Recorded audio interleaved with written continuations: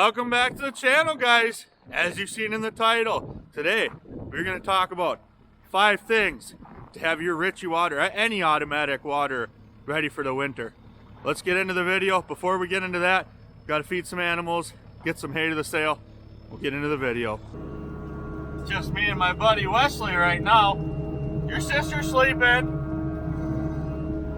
His sister slept in. She needs her beauty sleep like her mama. Cows are fed rilage. Got the last rilage bucket for the calves, carrying that up there. It's cooler out. I think it's around 1 degree. And it's a little windy, but nothing like we've had the last couple of weeks.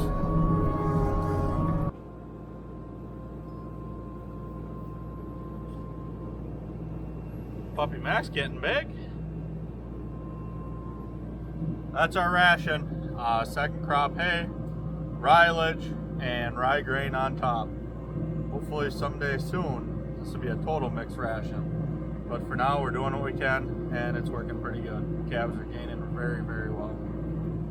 What do you think? How do your calves look? Say bye.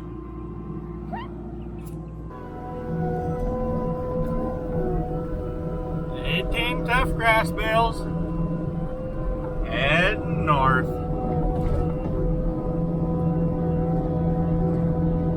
Well, just after 2 p.m. we closed up shop. Our hay and beef sales went really good. Thank you to all the customers that came out and had some great conversations. Man, is it windy. We're going to stand right here, gets behind the wind. Anyways, we got to run down to the corn stock where we got that field of corn stalks and hopefully grab the rest of them, fill the processor, the gooseneck. I believe there's 21, so probably two gooseneck loads. Fill that up, bed calves, get into chores. Just pushed up feed for the ladies. Figure this would be a good time to interrupt this video. Talk about Ritchie waters. If you're a farmer, someone experienced with automatic waters, you probably already know all these secrets. But this is for all the people that have been struggling with their waters freezing, and the horse farms and stuff like that. I've been seeing all these comments and stuff on social media. Everybody's having problems with their waters. Let's start with square one, installation. So I'm going to talk about Ritchies because we have 7 of them on this farm. That's what I know, and all this advice pretty much transfers to all automatic waters. Make sure you install them right. Have them 4 inches off the existing ground. There's a slab, you can't see it underneath the ice, but have them raised and use the pipe that goes down in the ground. I believe it's 36 inches minimum, and then you can get an extension too. Most of these have at least 48 inch riser pipe, and make sure all your water lines and your electrical is in the center of that. Don't let it touch the wall, because what that pipe does is 1, acts as insulation, cold ground, all the frost around it, and 2, it brings the warm air or warm temperature up from the ground underneath, and helps keep your waters from freezing. Get the right size water for your herd size. So I'm a big fan of the Ritchie Econo fountains. As you see, there was 2 holes in this one. That's for the cow herd behind me. You can get doubles and singles. I don't like the exposed, open trough, exposed water ones, because it takes a lot more to heat them, a lot more energy to keep that water from freezing. And there's, I believe, mirror fountains and stuff. They have a ball that they push down and drink on. These eco fountains, I'll walk back over there and show you. It's just a disc. The cow's got to push down a little bit, and then it also helps with mosquitoes, pests, that kind of stuff in the summer. Keeps the water a lot cleaner, and just all in all better. When you're up in the calf shed, you guys seeing them Ritchies are in the shed, and when we're bedding, them discs keep all that straw from going into the water. All you do is walk by the water, grab the handful of straw that's out, throw it on the ground, and away you go. This is the eco fountain. Just a disc, water underneath. They like doubles, singles, and I believe, like I said, there's a bunch of other brands, a bunch of other styles. Some of them have balls they push down. So we talked about installation and sizing it to your herd size. Third thing is, have it in a lighted area. These animals like lighted areas. If it's lighted at night, that gets them animals more apt to get out of their bedding, come up and drink. So in the calf shed, the whole building is lighted. That goes for weight gain too. Lighted areas keeps them coming up to the feed bunk, keeps them eating, keeps them drinking. Light here keeps cows coming up. That keeps the water flowing through the Ritchie, keeps it from freezing. Fourth thing we're going to talk about, salt intake. Them salt blocks, that isn't good enough for keeping your animals full of salt. Loose salt keeps the animals coming up for water. When animals coming up for water, keeps your water unthawed. Salt is just a big deal. Water intake went up, and it actually helped milk production and helped the calves. I feel like we had better weight gain with the calves on the cow because the cow was drinking more water, producing more milk. Lastly, we're going to talk about maintenance. These are your 2L heating elements in a Ritchie. This is a horseshoe heating element for the water pan itself. This is a wire heating element for the water line. So if troubleshooting, if you guys are having the pan of water freeze full, this is your issue. Either the heating element's shot, or if you need to heat it up or cool it down, there's going to be a circle thermostat on the pan itself. The farther away the horseshoe element is away from the thermostat, the hotter the water will be, vice versa, closer. So if your pan is freezing full of water, it's going to have something to do with this. If your pan is empty and the water line's froze, probably going to be this. So biggest thing with the wire heating element, make sure it's tight up against and spiraled around your water line. Zip tie it nice and close. If there's any gaps, you got chances of freezing. So just like with anything on the farm, everything has wearing points. Definitely, I keep multiples on hand. I think I got 2-3 horseshoes, a couple of cable heating elements. Definitely keep spares on the farm, and because it's always going to happen on Sunday night or in the middle of the night when everybody's closed. So biggest thing is keep them maintained, keep animals going to them, keep the water moving through them, and if you have any questions, comment down below. I'm not an expert, just sharing my advice. Like I said, simple stuff. I'm sure a lot of you guys already know this. Let's get back to the video. So I decided we're going to take a load of 11, come back for a load of 8 on the trailer, and 2 in the processor. 8, 11, 19, that's 21. I believe there's 21 bales. What do you think? Good idea? Hey, there you guys are. We left you in the skid loader overnight. It's chore time again. Just grabbing the refusal feed and feed it to the fats. So there's a little bit more refusal feed than normal because it's pretty warm out. It's like, I don't know, 38 degrees. So we had about, I don't know, $1.50, $1.25. But you could leave it because most of it's hay. So if we pushed it up, they would eat it. But we need something to feed the fats anyways. So that really helps stretch their hay out and their silage. So I take the good second cut and a little bit of silage mix, and then we dump it in with the fats. We did refill the second cut hay bunker for the calves, and it also does help with feeding the refusal feed to the fats to keep the, you want these calves to grow and to eat as much as they can. So if you keep fresh feed in front of the calves and feed the rejected feed, you're not wasting the rejected feed, and the calf feed is staying fresher, and they definitely gain a lot better and eat a lot more. Are you gonna just keep picking your nose in front of the camera? No. The subscribers are gonna start making fun of you.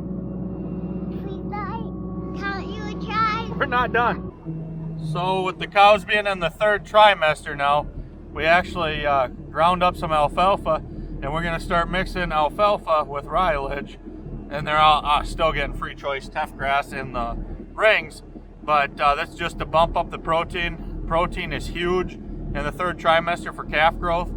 It's your best bang for your buck, and I believe the cow demands for protein, I think it increased 25% in the 3rd trimester, and overall I believe their feed intake increases 20%. So this is the most crucial time for calf growth. So just trying to do the best we can, and well, that'll be a nice topic for another video, but alfalfa is the cheapest and also the best source of protein you can have, because you're getting all the calcium and all the other nutrients instead of just buying protein. So, but we'll get into that in another video maybe.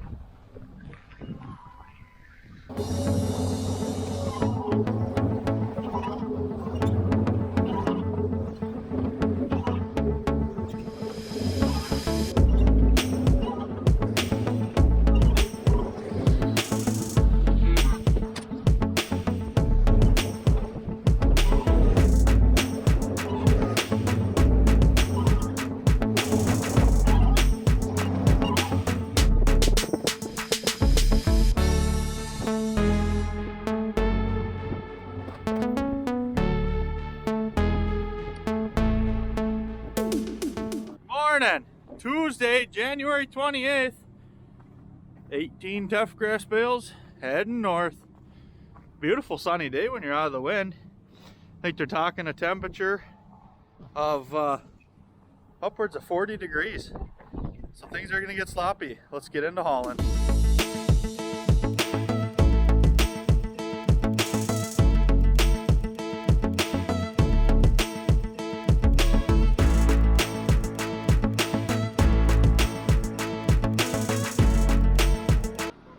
Eating a healthy lunch today, especially the drinks. Thursday, January 30th. Where did the month of January go? Gonna start chores. It's a little bit later, 9:45, something like that. 41, 42 degrees. So what I was saying before the camera battery really died, we haven't recorded much the last couple of days, and we have a lot to catch you guys up on. So as we do chores, I'm gonna try and get you up to speed. And we got a project to work on today and a bunch more hay to haul. So we got this group of cows fed. Rilage, ground alfalfa on the bottom, just to add some protein. I think I covered that already in this video. And free choice teff grass. So I'll show you what we've been up to the last couple days. We brought one calf, one of the dead calves from last video, down to the U of M. They're gonna dig into that and make sure it's that microplasm. Pretty confident that's what it is, but we've been hauling hay home. Today we're gonna switch gears because it's getting too muddy, but I think we've hauled upwards of 250, 220 bales home, several loads out, and then we also got this stuff. Well, this is ground alfalfa, I think I showed you that. We also got this stuff over here. It's a disaster. This is 3-year-old canary grass, so got a good pile of it started. The stuff actually isn't bad. It greens up inside. Net wraps, they're frozen down really good. Net wraps busting, so it's going to be a mess, but the plan is to start bedding with that nice and heavy and then get a good base for calving. We've been using corn stalks, but the only thing is with these bales is they don't go through the processor very nice, because they're really flat spotted, busted. But I think we're gonna suffer through it. We have upwards of a couple hundred, 150, 170 of these maybe. So they ain't worth nothing. Might as well bed with them and get some use out of them. We probably won't even use them all. We'll just grind them when we can and go from there. But they haven't been fun hauling home, that's for sure. They are messy. You can see where we've been losing some while we're unloading it, but right now we're gonna get tools and finish up that drive line, them bearings in the tongue of the disc bind, and just continue doing small projects throughout the day. Enjoy the sun. Like I said, it's gonna be 45, 46 degrees today. Nice and sloppy, so we're not gonna haul hay. I think tomorrow is supposed to get back down to 32, 33. So hopefully we can continue hauling and get that farm. All the stuff's coming from that farm in Pease, about 24, 25 miles south and west of here. So it'd be nice to get that farm done. Then we just have a few other farms to clean up, a hay out in the field, and continue on. It feels like spring's gonna be here before we know it, but could be in for a surprise too. It'll start snowing right around calving time. Okay, so this is what we got. We got the long hex shaft inside the tongue all the way up. What I thought was going to be the difficult part is up on the end there's a carrier bearing, and then it goes into a drive shaft CV joint. I thought that was going to be the difficult part, but we got that right away. So now we're struggling. We got this carrier bearing lined up with a bolt in it, but now we got to line up the rest of these. So we're going to brainstorm for a little bit. Hopefully it doesn't take too much. I think you just pop these two black plugs out, and then you can hopefully slide them carrier bearings around and get them lined up and get the nuts and bolts in them, but we'll see.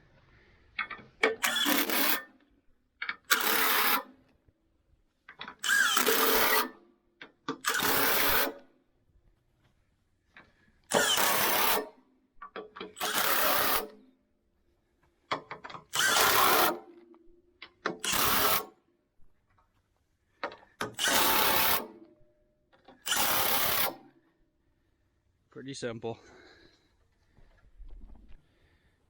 Okay, so shaft fastened on the far rear end. All the hanger bearings tight. Got universal joints coming off this hex shaft. And then I got universal drive shaft coming off the bottom gearbox. And we got them out the top gearbox. A good word from the boss today. Huh, Mr. Skitty operator? Yeah, we not listening to you? Hey, what do you think? Dude. Really?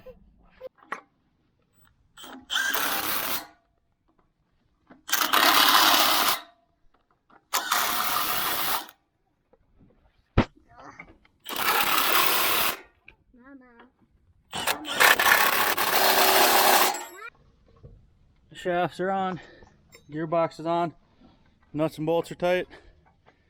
This project is done.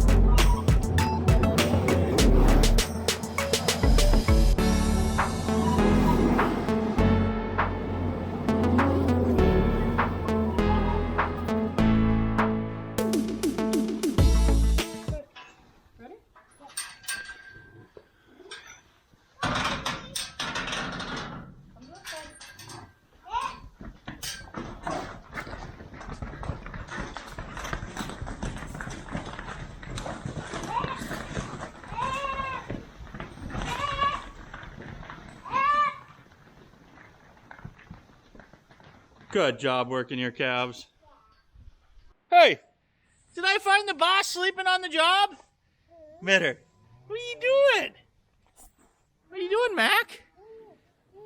Update for the subscribers, you're getting big. Not a puppy anymore, really, are you?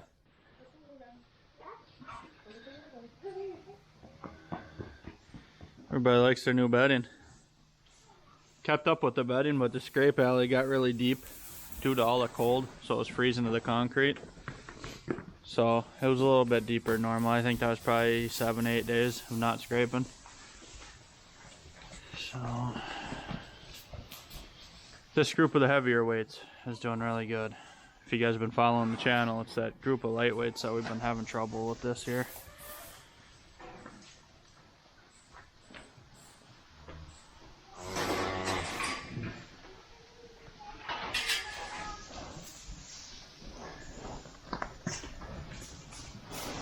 Sure is a nice sight when they all go jumping around in their fresh bedding. Let off some steam.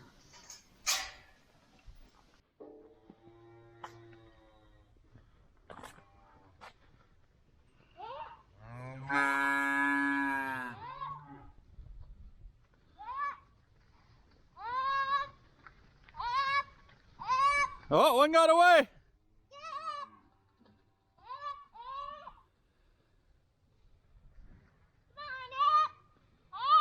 I think you need a horse. Keep going. Come on, guys. I think you need a horse or another person. Hang on, Cordy. Mom's coming. All right, let's try that again. Come this way. You need two people and they can get on the other side of the bale feeder, huh?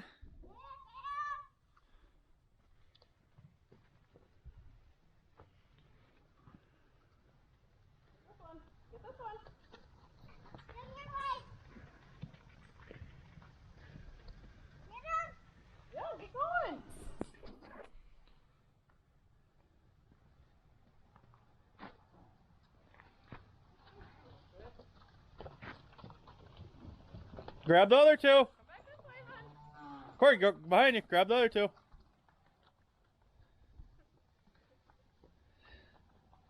One more. You're being kind of counterproductive, Cord. You might need a cattle dog to help you.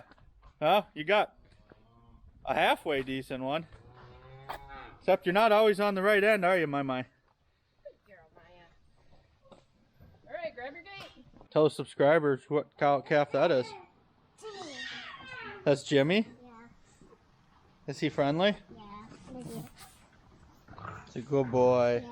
Good boy. Too bad he ain't a heifer. Yeah. He's a boy. What's he gonna turn into? What? What's Jimmy gonna turn into? I don't know. What do we turn the fats into? Jerky? Yeah, they're gonna be jerky and burger patties. Yeah. Or money, one of the two, right? Yeah. I also don't remember if I got any footage, but we got the rest of the corn stalks hauled home, so we have no corn stalks left in the field. It's our 4x6. Nice, dense, big bales. We actually are running pretty damn short on them. I think there's 50, maybe. So, hoping for a dry spring. Hopefully we can get more stalks chopped and baled, because as you guys know, we use bedding year round. That canary grass pile of all them junk bales is really going to help stretch us out. Plan on using that as long as I can, keeping this for calving, and once we get farther into spring. Oh, fed the cows. Most of them, some of them are out here. The rest of them are coming up from silage, getting pushed up. Just up here feeding calves. Is this what you're looking for? Yep. Push up their feed and then throw some cereal rye on top. And these guys will be taken care of. Another beautiful sunset, beautiful day. Too nice for January, but that's what we get.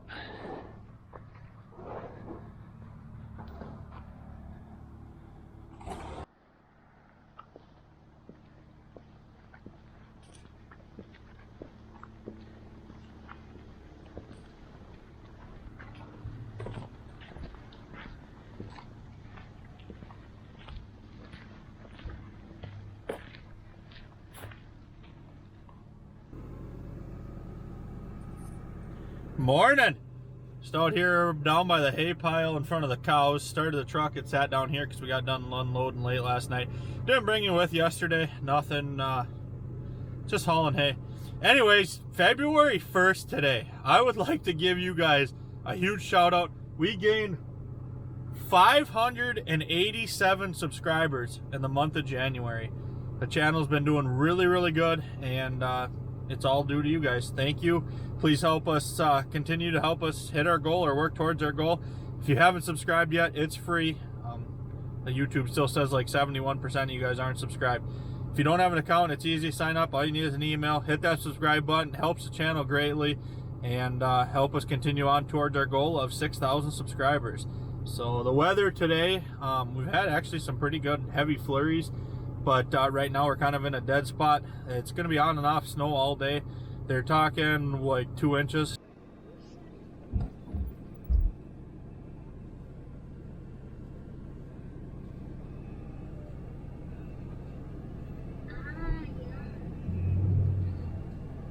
Snow is really coming down now. This farm has got quite a few goat paths to go down to get to each field.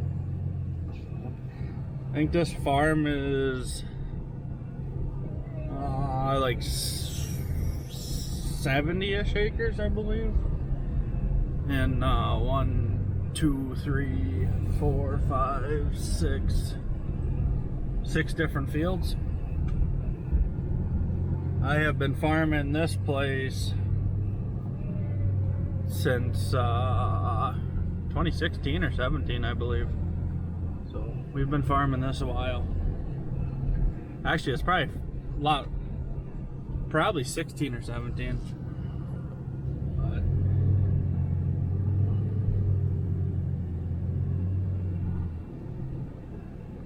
conditions are deteriorating quickly.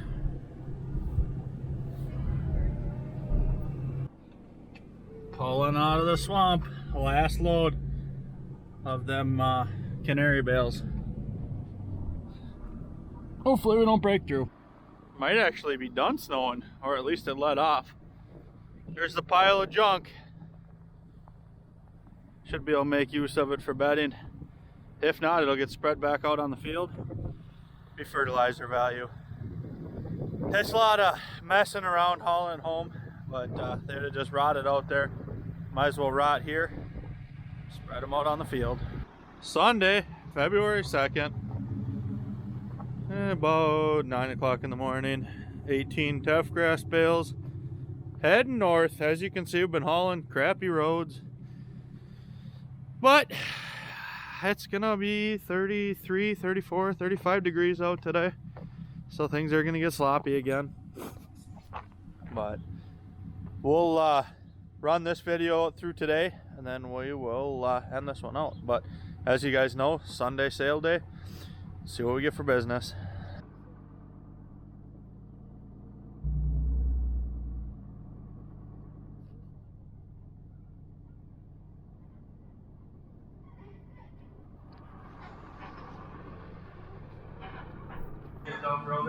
Enjoying Sunday fun day in the shop. Sales on hay have been pretty good. Beef's been slow, but as long as one or the other is selling, that's all that matters.